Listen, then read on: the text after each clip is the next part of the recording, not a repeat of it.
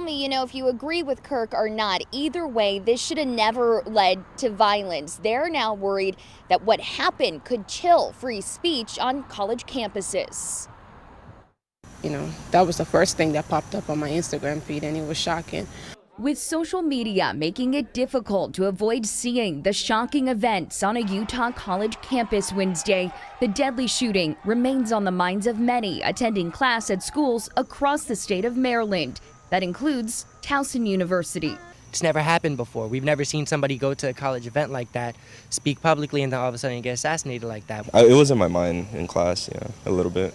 Just like, what if something happened to me or something? He was just shot! Political activist Charlie Kirk shot and killed while speaking at a Turning Point USA event. I know a lot of people didn't like what he was saying. What he was doing was very controversial.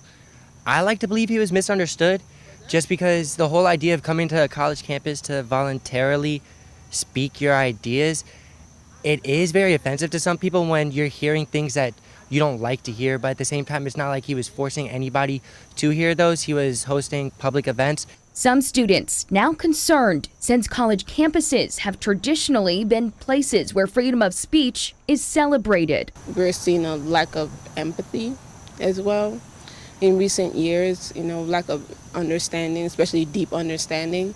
Just because of somebody's belief, I don't feel like they should be killed or hurt or harmed or anything.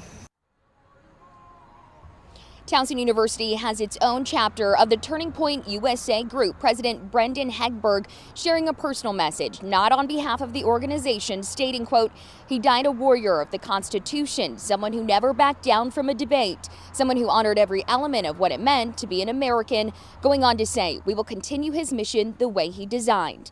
Live in Towson, I'm Tommy Clark, WBAL TV 11 News. All right, Tommy, and of course you can follow late-breaking updates in this investigation and see more tributes as they come into the 11 newsroom. That's all in the WBAL TV app.